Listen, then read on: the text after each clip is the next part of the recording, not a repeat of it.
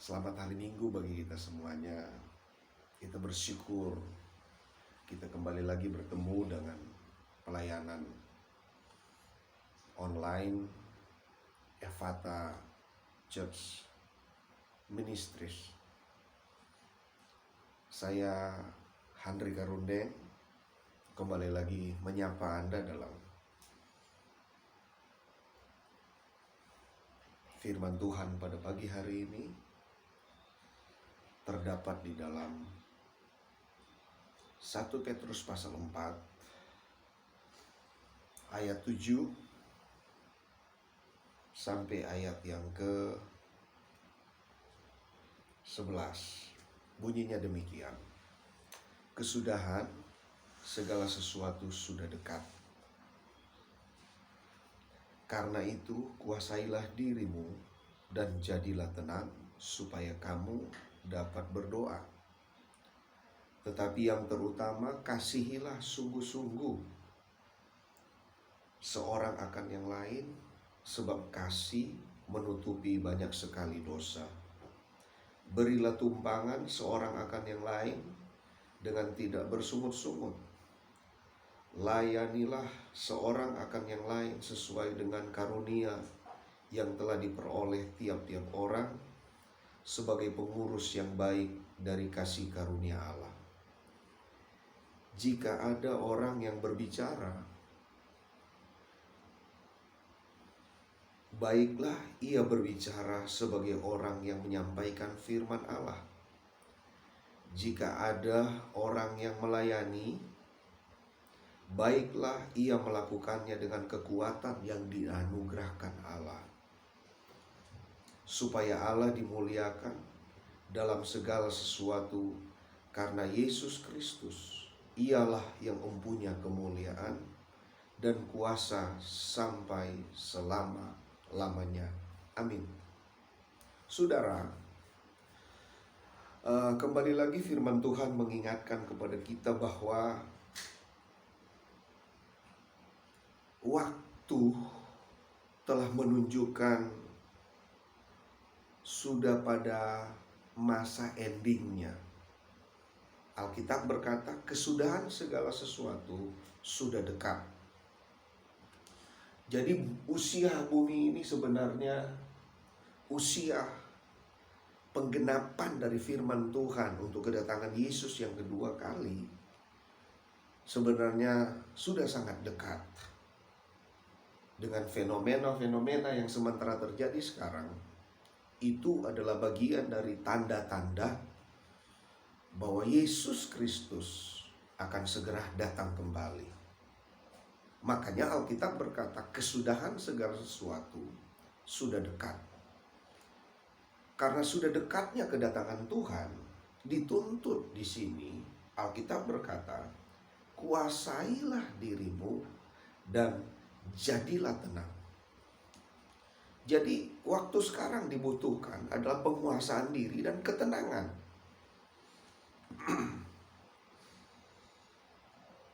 Kita harus dapat menguasai diri supaya kita tidak terpengaruh dengan isu-isu, dengan cerita-cerita, dengan situasi-situasi yang sementara terjadi sekarang. Bukan berarti kita menutup mata dengan persoalan dan masalah yang sementara terjadi. Justru kita harus membuka hati kita untuk melihat peluang-peluang apa yang harus kita kerjakan. Kita harus dapat menguasai diri. Kita harus menjadi tenang. Dengan tujuan apa, saudara-saudara? Alkitab berkata, supaya kamu dapat berdoa. Jadi doa di sini penting. Tuhan ingin beritahu sebelum kedatangan Tuhan itu, doa merupakan hal yang penting. Tetapi sekali lagi saudara-saudara, saya bukan anti berdoa. Saya bukan tidak suka berdoa, saya sangat suka berdoa dan suka membangun hubungan dengan Tuhan melalui doa.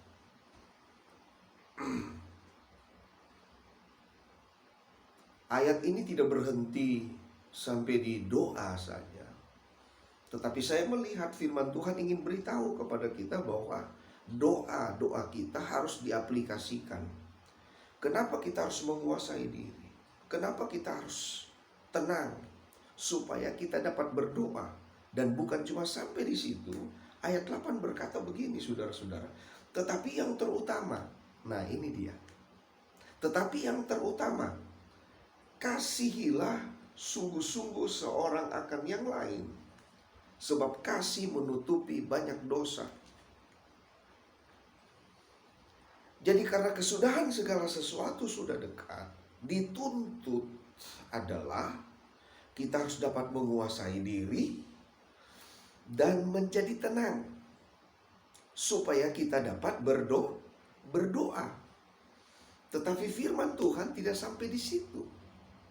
Firman Tuhan ingin mendorong kita bahwa setelah Anda berdoa, Anda harus bisa mengutamakan mengasihi sungguh-sungguh seorang akan yang lain. Jadi maksud saya begini, kita memang harus jadi tenang dan supaya menguasai diri dan supaya kita dapat berdoa. Dengan maksud adalah kita dapat mengaplikasikan, mempraktekkan apa yang kita doakan.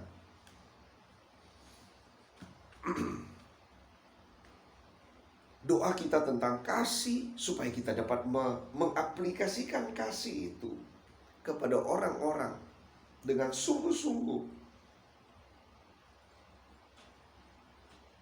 Jadi doa itu bukan cuma sebatas kata-kata saja dengan Tuhan, permohonan saja dengan Tuhan. Tetapi doa itu berbicara tentang aplikasi kita, tindakan-tindakan kita, praktek-praktek kita dalam hidup sehari-hari yang berhubungan dengan doa-doa kita kepada Tuhan.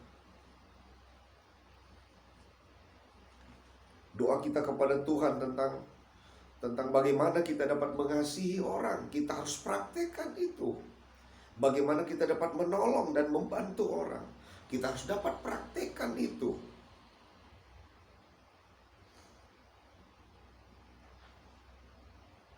Jadi doa bukan cuma sekedar wacana, tetapi doa itu adalah hubungan kita dengan Tuhan, supaya kita memperoleh kekuatan. Waktu kita tenang, kita dapat menguasai diri, kita berdoa dengan hati yang jernih, dengan hati yang benar, dengan maksud agar supaya apa yang kita doakan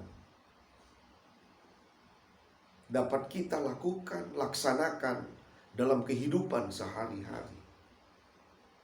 Dan apa yang harus kita lakukan? Di sini Alkitab berkata beberapa hal. Tetapi terutama, kasihilah sungguh-sungguh seorang akan yang lain. Waktu saat ini, orang menuntut menjadi orang-orang yang egois. Situasi mengajar supaya egois, lebih mempedulikan diri sendiri daripada orang yang lain. Tetapi Tuhan mengajarkan lain. Kasihilah sungguh-sungguh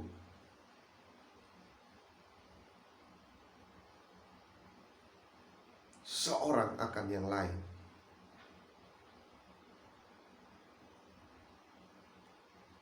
Jadi hal yang pertama yang harus dipraktekkan di dalam hidup doa kita adalah kasihilah sungguh-sungguh seorang akan yang lain.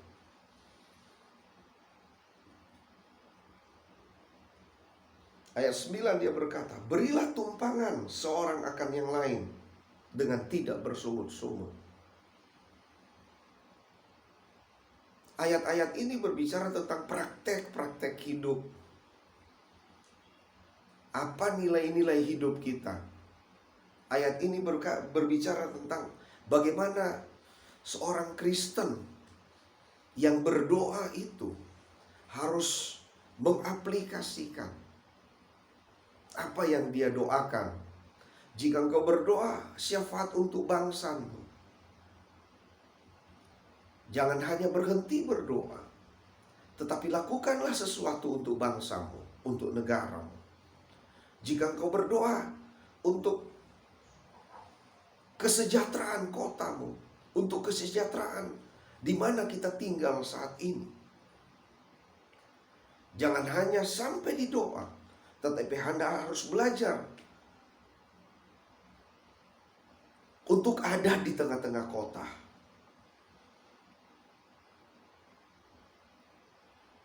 Untuk ada langkah aktif apa yang kau lakukan untuk kotamu. Bukan hanya dalam doa. Bukan hanya di ruangan engkau berteriak-teriak berdoa bagi bangsa dan negaramu. Tetapi lakukanlah sesuatu. Sebab doamu akan menjadi kosong jika engkau tidak mengaplikasikan apa yang kau doakan.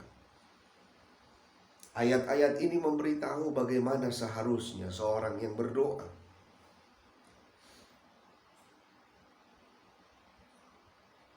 Jadi yang dimaksudkan oleh firman Tuhan, kuasailah dirimu dan jadilah tenang supaya kamu dapat berdoa.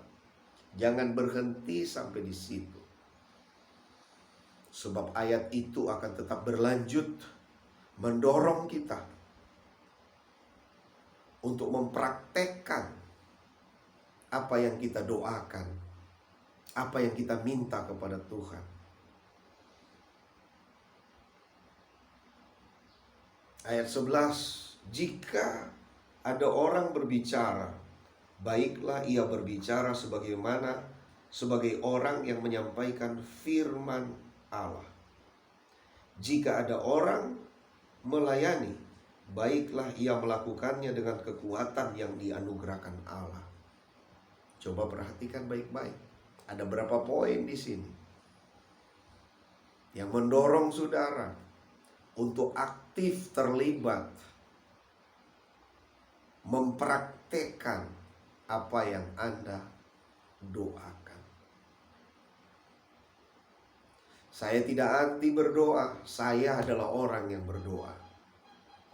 Tapi saya mendorong saudara untuk mempraktekkan apa yang Anda doakan.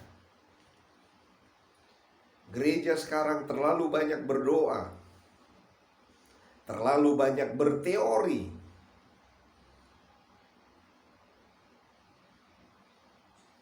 tetapi mandul di dalam aplikasi.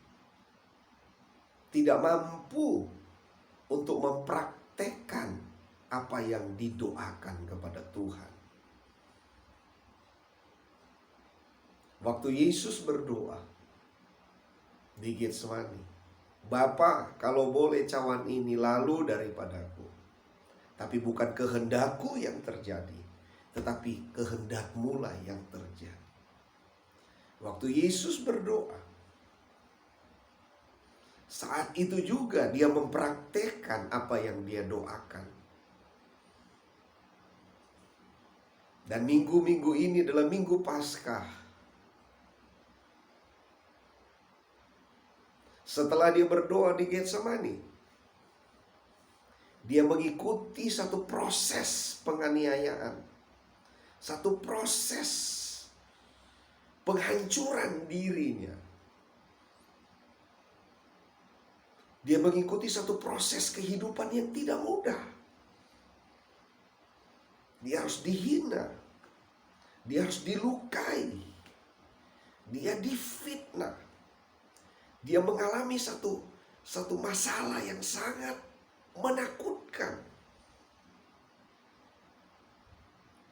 Tetapi dia sudah berdoa di Getsemani.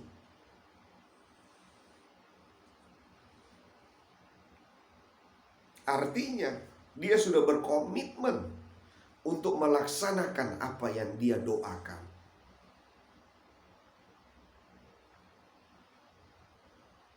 Jadi saya prihatin kepada saudara-saudara, kepada kita. Jika kita hanya sibuk berdoa tetapi tidak sibuk mengaplikasikan apa yang kita doakan.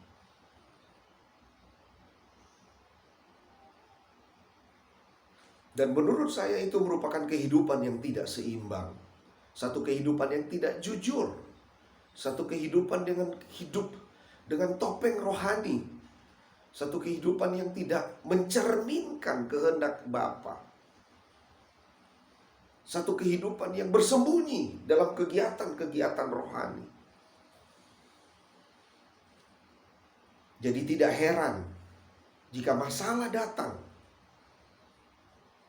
persoalan datang, kita menjadi orang yang cengeng, bersembunyi di ayat-ayat firman Tuhan.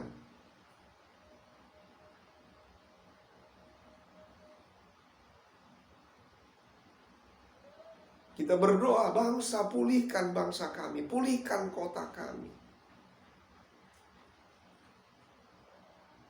Sekali lagi, saya tidak anti terhadap doa. Tapi saya anti terhadap orang yang berdoa, tetapi tidak melakukan apapun dengan apa yang dia doakan. Yesus, sekali lagi, Yesus adalah contoh orang yang berdoa. Tapi dia pun berkomitmen dengan apa yang dia doakan. Dia aplikasikan apa yang dia doakan. Dia lakukan apa yang dia doakan.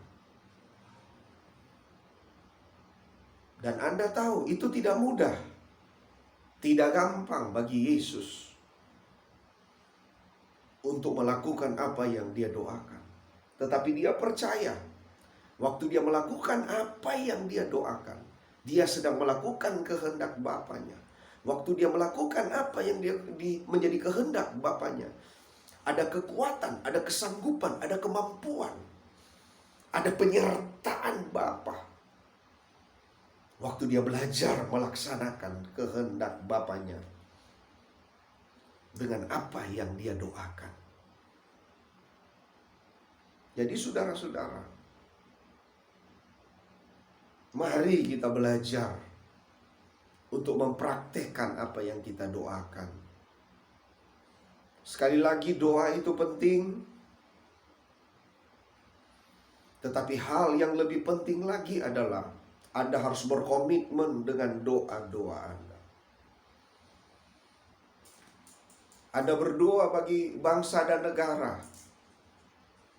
Hari ini Tuhan berkati bangsa dan negara. Tapi besok engkau memaki-maki pemerintahmu. Engkau marah-marah, engkau berbicara hoax tentang pemerintahmu. Saya ingin berkata, apa yang Anda doakan itu merupakan kebohongan di hadapan Tuhan.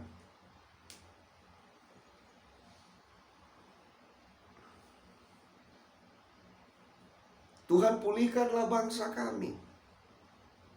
Pulihkanlah negara kami. Tetapi jika Anda memiliki dana, memiliki uang, dan Anda tidak melakukan sesuatu pun untuk masyarakat di sekitarmu, saya mau berkata, doamu adalah kebohongan di hadapan Tuhan.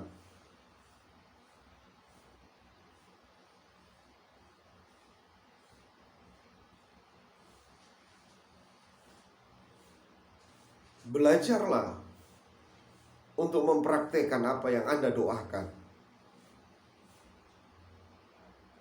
Belajarlah hidup sesuai apa yang Anda doakan. Saya percaya orang yang berdoa adalah orang yang jujur dengan Tuhan. Apa yang dia katakan sebenarnya adalah hal yang jujur.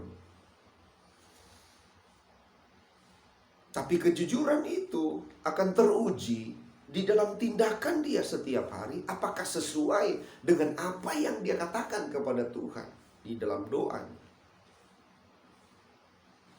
Tuhan, aku mengampuni mereka Tuhan yang telah melakukan hal-hal yang salah kepada saya, yang telah menyakiti hatiku Tuhan. Tapi waktu ketemu dengan orangnya, Anda hanya menyimpan kebencian, kepahitan.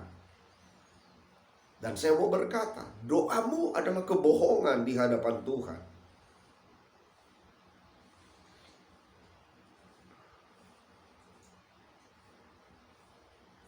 Jadi saudara-saudara sekalian,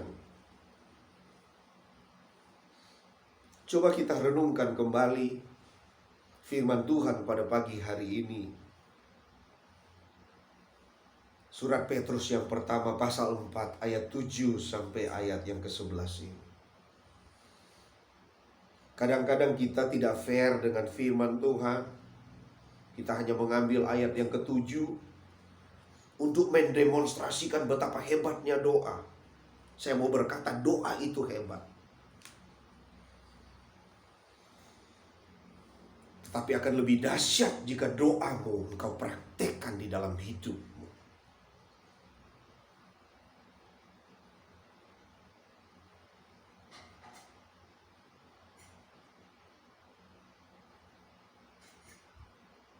Dan di sini ayat ini berkata saudara-saudara sangat luar biasa. Ayat 11. Jika ada orang berbicara, baiklah ia berbicara sebagai orang yang menyampaikan firman Allah. Jadi bicara kita harus kebenaran yang dibicarakan. Bukan hoax. Bukan cuma sekedar joke. Bukan hoax. Tapi seperti berbicara tentang firman Tuhan, menyampaikan firman Tuhan. Jika ada orang yang melayani, baiklah ia melakukannya dengan kekuatan yang dianugerahkan Allah. Jadi artinya pelayan-pelayan Tuhan punya anugerah dari Tuhan, yaitu kesanggupan, kekuatan untuk melakukan apa yang dia layani.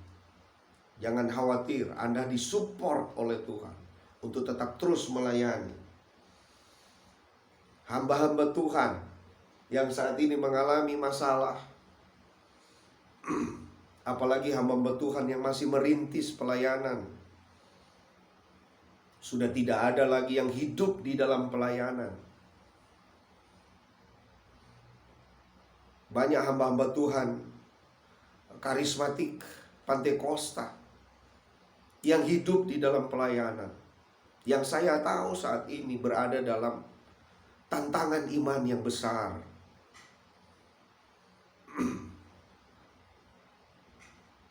Tapi Alkitab memberikan penghiburan dan kekuatan kepada kita semuanya. Jika ada orang melayani, baiklah ia melakukannya dengan kekuatan yang dianugerahkan Allah. Artinya, andalkanlah kekuatan Tuhan di dalam pelayanan. Jangan andalkan kekuatan uang. Jangan andalkan kekuatan gelar sekolahmu. Jangan andalkan pengalamanmu. Tapi andalkanlah kekuatan Tuhan. Karena kekuatan Tuhan itu dianugerahkan kepada pelayan-pelayan. Karena kekuatan Tuhan itu diberikan, dianugerahkan. Artinya cuma-cuma Tuhan berikan kepadamu. Makanya melayani itu merupakan satu kehormatan yang Tuhan berikan.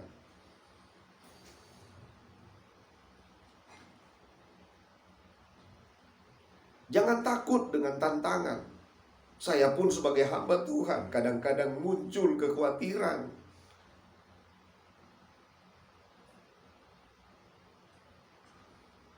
Tetapi saat-saat ini Tuhan mengajar dan saya membuka hati untuk perbaikan-perbaikan. Sebab saya sadar bahwa masih ada titik-titik yang perlu diperbaiki dalam hati saya dalam pelayanan. Saya harus belajar dan kita semua, mari kita semuanya. Orang Kristen, orang percaya, mari semuanya. Saya mendorong, andalkanlah kekuatan Tuhan di dalam pelayananmu. Sebab itu dianugerahkan Tuhan. Itulah yang diberikan Tuhan. Kekuatan yang Tuhan berikan itu merupakan modal utama kita di dalam pelayanan. Mari kita mengandalkan Tuhan di dalam pelayanan kita saat-saat ini.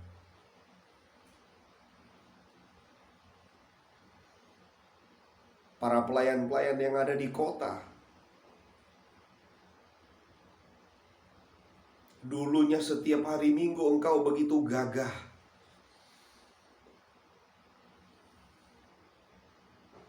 Engkau menjadi orang VIP di gereja, melayani sepanjang hari dari sesi 1, sesi 2, sampai sore bahkan malam hari. Dari satu mimbar ke mimbar yang lain. Engkau begitu gagah, begitu hebat. Tapi sekarang saudara bukan siapa-siapa lagi. Jika engkau mengandalkan pelayananmu, mengandalkan jam terbangmu di dalam pelayanan, engkau akan terkapar saat ini juga.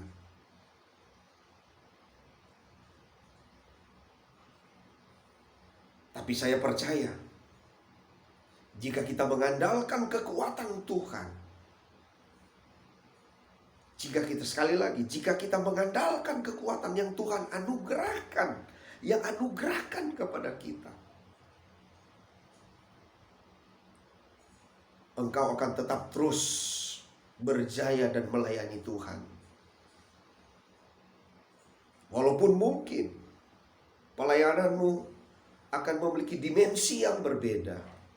Walaupun mungkin pelayananmu akan dibawa Tuhan pada satu pengalaman yang baru.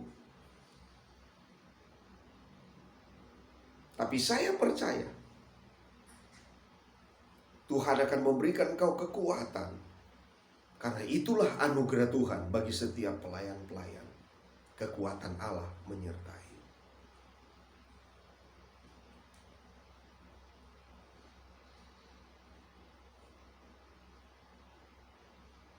Dan maksud dari semuanya itu adalah, ayat ini berkata begini, saya baca sekali lagi, ayat 11.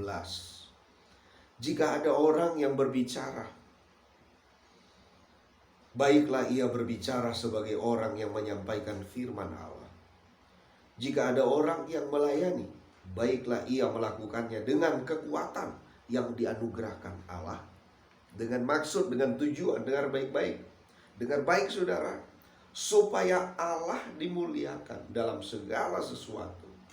Karena Yesus Kristus, ialah yang mempunyai kemuliaan dan kuasa sampai selama-lamanya. Jadi urutan tujuan pertama ayat ini berkata bahwa kesudahan segala sesuatu sudah dekat. Kita harus tenang. Kita harus kuasai diri. Dengan tujuan awal adalah Anda dapat berdoa.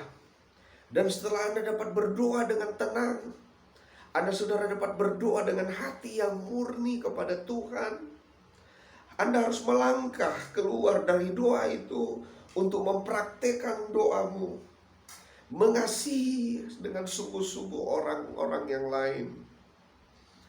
Melakukan sesuatu bagi kebutuhan orang lain. Melayani Tuhan dengan sungguh-sungguh. Dan setelah Anda berhasil di sana, Tuhan ingin supaya kita tahu diri. Tuhan ingin supaya kita sadar diri bahwa Allah lah, Tuhanlah, Yesus Kristuslah yang harus dimuliakan.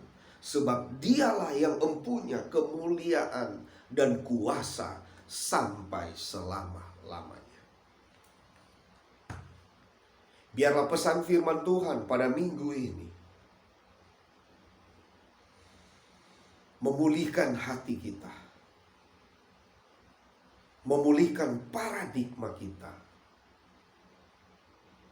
Dan saya percaya jika manusia rohanimu pulih, maka segala sesuatu pun akan pulih bagi kita. Keluargamu akan pulih, ekonomimu akan pulih, kesehatanmu akan pulih. Tuhan pasti memberkati kita semuanya. Segala kemuliaan hanya bagi Tuhan Yesus Kristus. Amin. Selamat hari Minggu. Shalom. God bless you all. Tuhan kiranya memberkati kita semuanya. Haleluya. Inilah pelayanan kami, Ephata Church Families. Biarlah ini semuanya menjadi kemuliaan bagi nama Tuhan. God bless you all. Sekali lagi, Tuhan Yesus memberkati.